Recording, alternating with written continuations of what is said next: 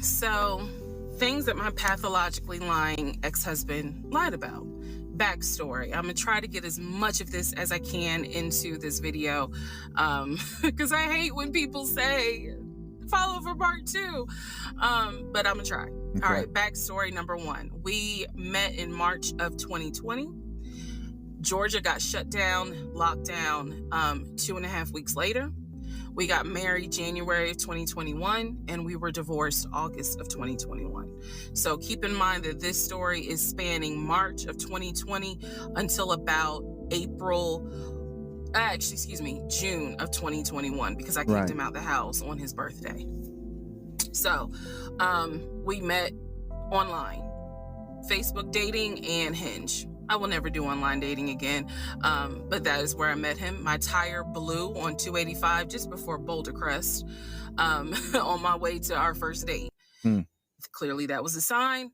I didn't listen. But my tire blew, and he met me at a gas station.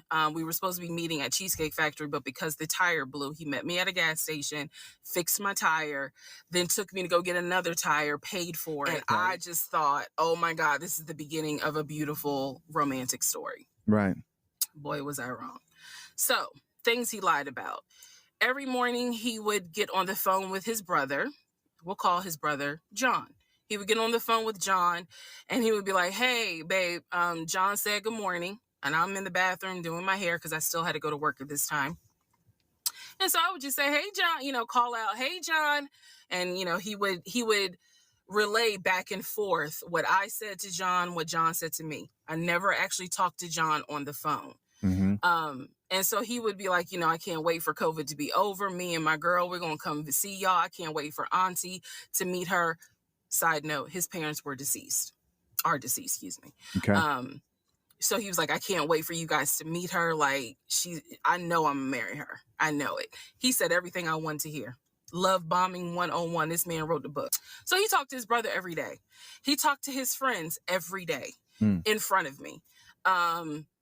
He would be on the phone laughing, cutting up, cracking jokes, telling them, hey, she said, hey, just having conversation, like a normal conversation. I didn't think anything of it. It wasn't until he got kicked out of my house in June of 2021 that I found out every single phone call was made up. He was never on the phone. Whoa.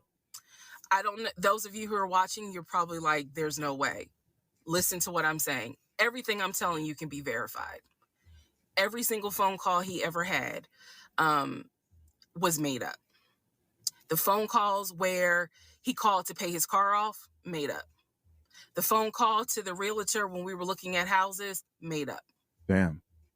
The phone call to the bank for them to release the money for the house that he signed his name for. Made up. Made up. Every phone call was made up. His brother, every day, he and his brother had not spoken since 2015 when his mother died. I found that out later on. He made up every phone call.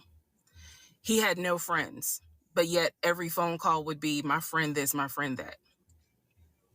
The second lie, his job. He told me when I first met him out the gate that he was a VP at his company. He had been transferred from California to Georgia, and he was in the process of, getting himself settled. Right. He was looking to buy a house. His job was VP of a major condiment company. I won't say the name because I don't want to get sued. But he said that his job was VP at that company. It is fair to note he paid every bill. Okay. He paid all the bills. He gave me spending money. Like, even though we were quarantined, locked down in my little townhouse, again, this story was always he's trying to buy a house. So when we got together, it was we need to buy a house together. Like, this is forever. We're going to have a family. Let's go ahead and find a house. So the lie was that he was a VP at his company. And he maintained that lie every day. Truth is, he was a temp. He called me from work all the time. I may have to make a different video to explain how he was able to lie with the work stuff. So he would call me and he would pretend to reprimand employees who couldn't see that he had a Bluetooth thing in his ear. He would pretend to reprimand them in front of me. He would pretend to take phone calls from the company president who needed his help on something. He forged emails that he showed me from the company president asking him, we need to get this up and running. We need to do this project. We need to do that.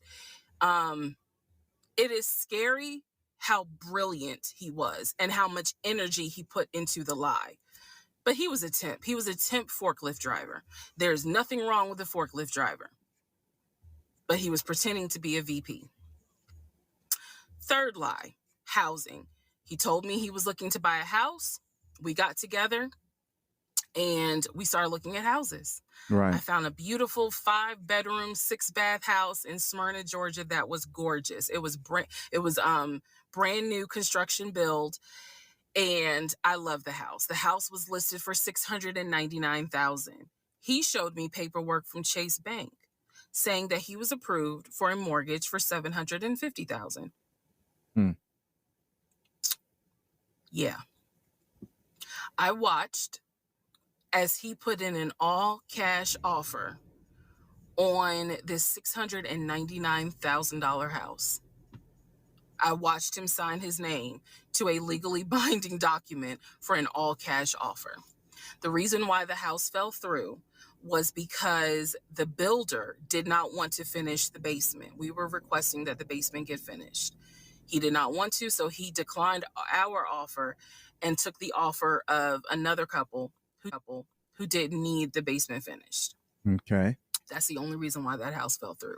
I see now where God's grace protected me because, well, it really protected him because legally I was not his wife. So I was not on the mortgage for that home. So third lie had to do with housing. Fourth lie had to do with baby. So I got pregnant, lost the baby.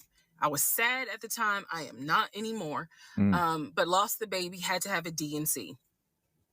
When I was in the hospital, the doctor called him to let him know, she'll be discharged. Because again, this is COVID. So you could not go in the hospital at the time when I had the surgery. Right. So the doctor called him and said, she's going to be released in an hour and a half. He pretended to be his own executive assistant. And so he said, Mr. James is in a board meeting, but I'm his executive assistant, David. How can I help you? You can let me know what's going on. Obviously, the doctor wouldn't do that. So she just said, please let him know that Miss So-and-so will be ready for pickup in an hour and a half. Right. He told the doctor he's in a board meeting until about for about another 30 minutes, and then he'll be on his way.